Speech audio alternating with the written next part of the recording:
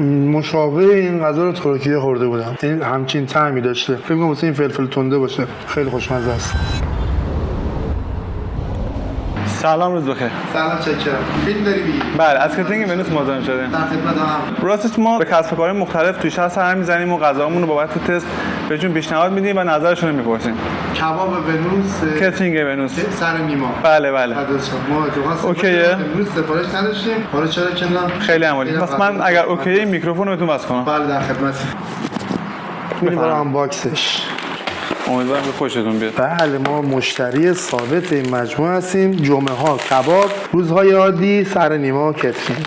عالیه. حالا میدونست این غذا مورد علاقه ما چیه؟ آخه آوردیش. با اجازه. غذای مورد علاقه منه. بفرمایید. میشه جان. بی‌نظیره. واقعا خوشمزه است.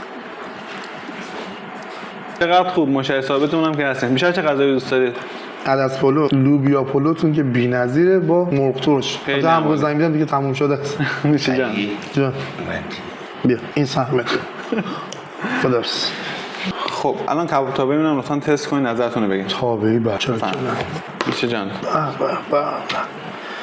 این جدید اومده تو منوتون؟ قبلا بوده تو منو، حتما شاید شما تست نکردین. من تا حالا اینو تست نکردم. بفرمایید.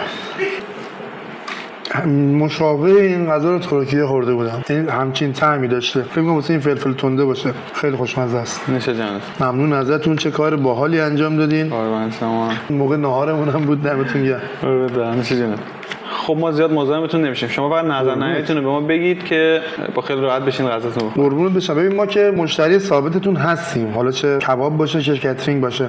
من این کار خیلی کار باحالی بود، حال کردم با این قضیه. تایم بسیار مناسبی هم اومدی، وقت نهاری ما بود، خیلی خوشمزه، همه چیز درسته. من یه پیشنهادی قبلا به مجموعتون دادم. زمانی که تماس میگیریم برای سفارش، خب ما حالا تو مغازه هستیم، همینجا قاشق چنگال داریم. یه سوال بپرسید، قاشق چنگال بذارم یا نذارم؟ این سوال بپرسید بد نیست، هم برای شما خوبه هم برای مشتری. بله حتما. مرسی. قربونت بشم عزیزی.